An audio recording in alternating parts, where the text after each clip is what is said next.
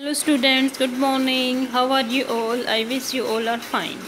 Today we are doing worksheet number 8 of EMC. Worksheet number 8.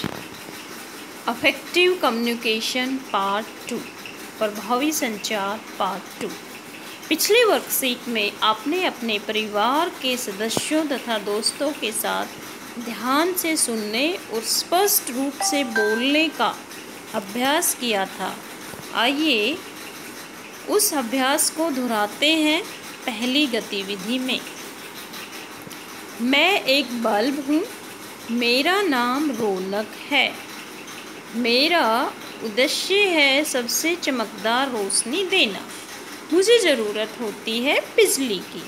तो इसमें अपने नाम, उसने कहा कि मैं एक बल्ब हूँ और मेरा नाम क्या रौनक है और मेरा उद्देश्य क्या है, चमकदार रोशनी देना। बल्ब का यही उद्देश्य होता है, लेकिन मैं रोशनी कब दूंगा, मुझे किस चीज़ की ज़रूरत है, बिजली की। ऊपर लिखी पंक्तियाँ पढ़कर आपको रौनक के बारे में क्या पता चला? क्या पता चला हमें कि रौनक कौन है, एक बल्ब है और उसका उद्देश्य क्या है, चमकदार रोशनी देना।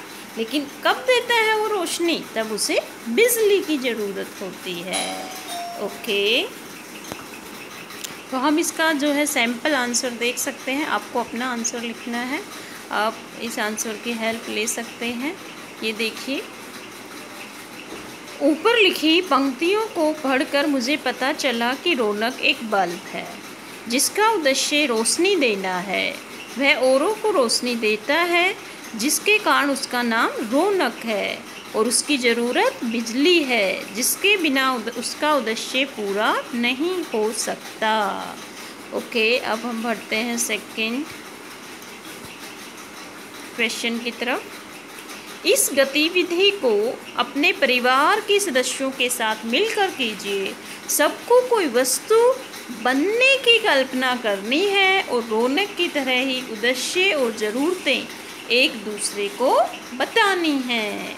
तो आपको ये एक्टिविटी करनी है अपने परिवार के सदस्यों के साथ। जो जितने सदस्य हैं, मम्मी पापा हैं तो मम्मी पापा के साथ, भाई बहन भी है भाई बहन के साथ। और उनको कितना मज़ा आता है जब सब कल्पना करते हैं कि मैं उसके समान हूँ।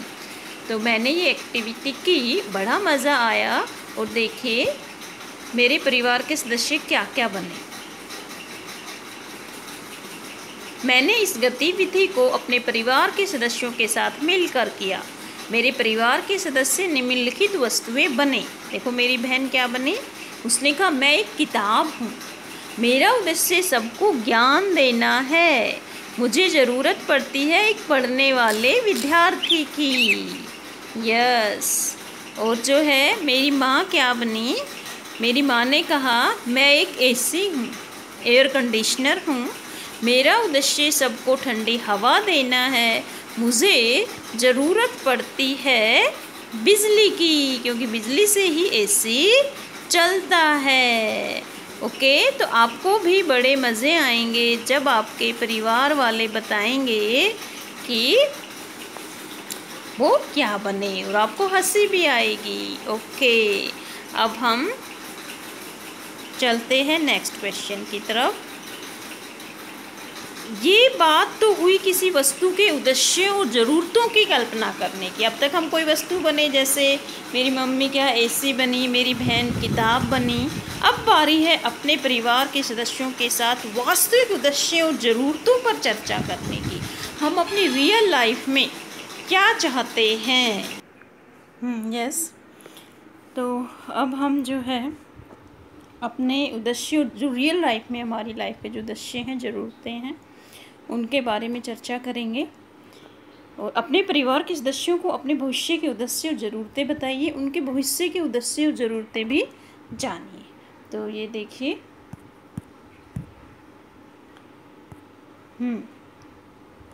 मेरा नाम कमलेश है, मेरे भविष्य का उद्देश्य एक सर्वश्रेष्ठ शिक्षिका बनना है, जिसके लिए मुझे अधिक से अधिक ज्ञान एवं बच्चों की समझ के बारे में जानने की ज़रूरत होगी।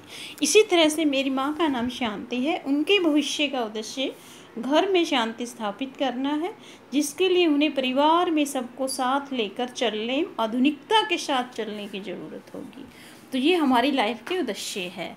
अब मेरी मम्मी जो है वो चाहती है कि हमारी डेवलपमेंट भी रहे, हम सब शांति से रहें, लेकिन उसके लिए वो देखो अपने को अपडेटेड भी करती है और करना चाहती भी है। अपडेशन ज़रूरत के आज के हिसाब से रहती है। तो इसी तरह से आपको भी अपने परिवार के सदस्यों के भविष्य उद्देश्य के बारे में आपको जानना है और वो आपको यहाँ पर लिखना है। ओके, अब हम चलते हैं आगे। यस, क्या प्रभावी संचार में ध्यान से सीखने और स्पष्ट रूप से बोलने के अलावा भी कुछ सीखने को है? ज़रूर है, और वही हम इस वर्कशीट में सीखेंगे। देखो, जो अफेक्टिव कम्युनिकेशन है उसका मेन उद्देश्य तो यही है कि हम अपनी बात दूसरों को समझा सके और दूसरों की बात समझ सके, लेकिन इसके अलावा भी बहुत कुछ है, वो हम इस वर्कशीट में सीखेंगे। ओके, इन चित्रों को ध्यान से देखिए। ओके, ये देखिए आप, ये कोविड-19 के बारे में इंफॉर्मेशन है, ये देखिए ये स्पीकर है, और ये वाली जो है चॉकलेट के बारे में है। ऊपर दिए गए चित्रों में अपनी बात से अन्य लोगों को प्रभावित करने का प्रयास किया जा रहा है। इसके लिए पहले चित्र में अपने विचारों को कई लोगों के सामने प्रस्तुत करके, दूसरे में पोस्टर के माध्यम से और तीसरे चित्र में अखबार के विज्ञापन के जरिए प्रभावित करने का प्रयास दिख रहा है। बोलने के साथ चित्रों द्वारा अपनी बात कह पाना और चित्रों में दिया गया संदेश समझ पाना 21वीं सदी में उपयोगी एक महत्वपूर्ण क्षमता है। आइए हम भी अपनी बात से और लोगों को प्रभावित करने की एक मज़ेदार गतिविधि करते हैं। ओके, हम फिर एक एक्टिविटी करते हैं। आपने देखा ना, कई बार हम बोलते नहीं हैं, लेकिन देखो यहाँ पर पोस्टर के कारण सारी इन्फॉर्मेशन क्लियर है। और यहाँ पे भी आप देखिए चॉकलेट के बारे में, कितना मन करता है कि चॉकलेट को खाएं, कितने अच्छे फ्लेवर दिखाए गए हैं। तो अब हम एक मज़ेदार एक्टिविटी करेंगे। क्या एक्टिविटी है? कुछ विज्ञापनों के बारे में सोचिए जो आपको अच्छे लगते हैं। ये टीवी, रेडियो पर आने वाले विज्ञापन भी हो सकते हैं और अखबार में छपने वाले भी। तो आप कौन से विज्ञापन के बारे में सोच रहे हैं जो आपको अच्छे लगते हैं? इसमें सबकी अपनी अपनी पसंद है। देखो, मुझे कौन से विज्ञापन अच्छे लगते हैं? मुझे लगते हैं खाने पीने की वस्तुओं के होते हैं। कुछ विज्ञापन जो मुझे अच्छे लगते हैं वे खाने पीने की वस्तुओं के होते हैं। ओके, आपको जो विज्ञापन अच्छे लगते हैं वो आपको बताना है। ओके, अब जो है हम आगे बढ़ते हैं। अपने परिवार के सदस्यों के साथ मिलकर चर्चा कीजिए कि किन बातों के कारण कुछ विज्ञापन अन्य विज्ञापनों से ज़्यादा पसंद किए जाते हैं।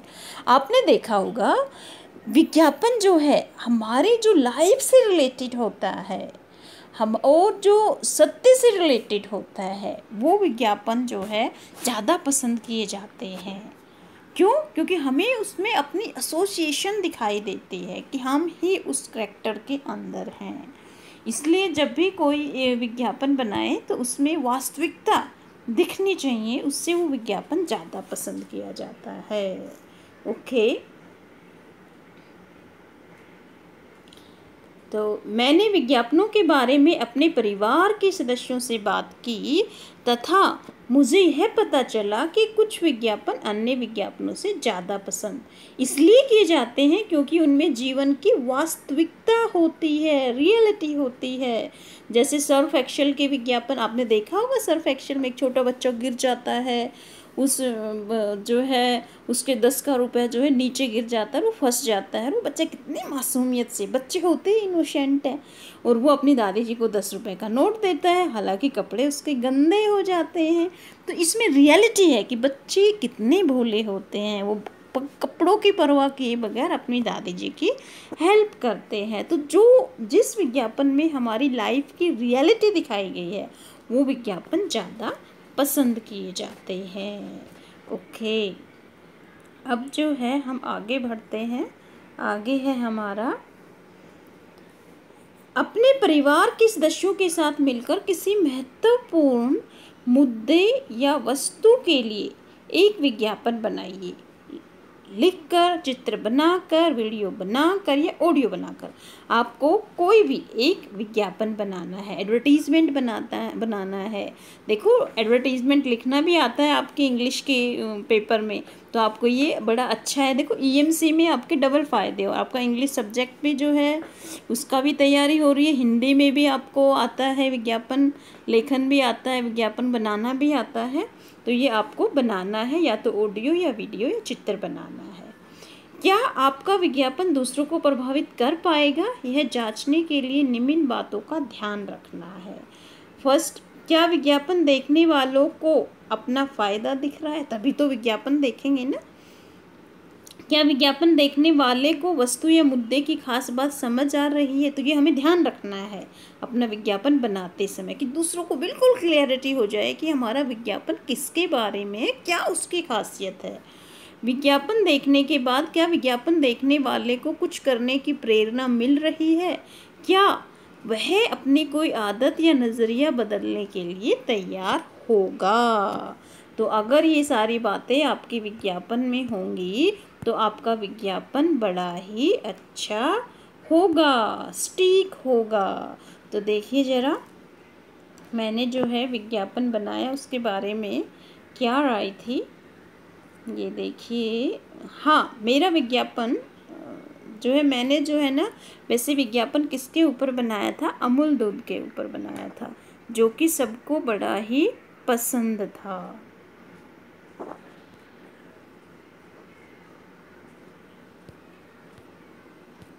ये देखिए ज़रा, हाँ जी, तो आपको इसमें विज्ञापन बनाना है, बना लोगे आप। अब आगे बढ़ते हैं वर्कशीट में। अब अपना विज्ञापन अपने एक साथी के साथ साझा कीजिए। अब आपने जो विज्ञापन बनाया, आपको अपने फ्रेंड से भी कहना है, वो भी अपना विज्ञापन बनाएगी, उसे भी अपना विज्ञापन आपके साथ साझा करने को कहिए। फिर आपको फ़ोन करना है और फिर आपको पूछना है कि आपको विज्ञापन कैसा लगा, विज्ञापन के बारे में आपके क्या सवाल हैं, विज्ञापन में क्या सबसे अच्छा लगा, विज्ञापन को और बेहतर कैसे बनाया जा सकता है। तो आप जो है अपने फ्रेंड से पूछेंगे, आपका फ्रेंड आपसे पूछेगा वो अपने विज्ञापन के बारे में। तो जैसे कि मैंने पूछा, तो देखिए मेरा और मेरे दोस्त का जवाब, मुझे मेरे साथी का तथा मेरे साथी को मेरा विज्ञापन बहुत अच्छा लगा। विज्ञापन के बारे में मेरे तथा मेरे साथी का सवाल है कि विज्ञापन की सत्यता की जांच बिल्कुल सही तरीके से होती है या नहीं, क्योंकि कई विज्ञापन जो है वैसे होते नहीं हैं, लेकिन उन्हें बढ़ा चढ़ा कर दिखाया जाता है। तो क्या उनकी रियलिटी की जांच होती है कि नहीं, ये हमें पता नहीं है। विज्ञापन के बिना क्या किसी अच्छी वस्तु की खरीदारी पर फ़र्क पड़ता है या नहीं। मान लो कोई प्रोडक्ट बहुत अच्छा है और हम इसका विज्ञापन नहीं करते हैं, तो क्या उसकी खरीदारी कम होगी या नहीं होगी, इसके बारे में हमें जानना है। ओके, और मुझे पता है मेरे साथी का जो विज्ञापन था उसकी टैगलाइन बड़ी अच्छी लगी, तथा उसे भी मेरे विज्ञापन की टैगलाइन बड़ी अच्छी लगी। टैगलाइन क्या होता है, जैसे कि आपने सुना ही होगा, टैगलाइन होती है, उसके बारे में एक दोहे के रूप में जो बातें होती हैं उसको हम टैगलाइन कहते हैं। तो मेरे विज्ञापन की टैगलाइन भी मेरे दोस्त को बड़ी अच्छी लगी और मुझे उसकी टैगलाइन भी बड़ी अच्छी लगी। अब जो है, अब हमें एक दूसरे को सजेशन देना है कि आप अपने विज्ञापन में देखो हर चीज़ को और आकर्षक बनाए। हमारी टैगलाइन तो अच्छी थी, लेकिन हम उसके और ज़्यादा आकर्षक भी बना सकते हैं।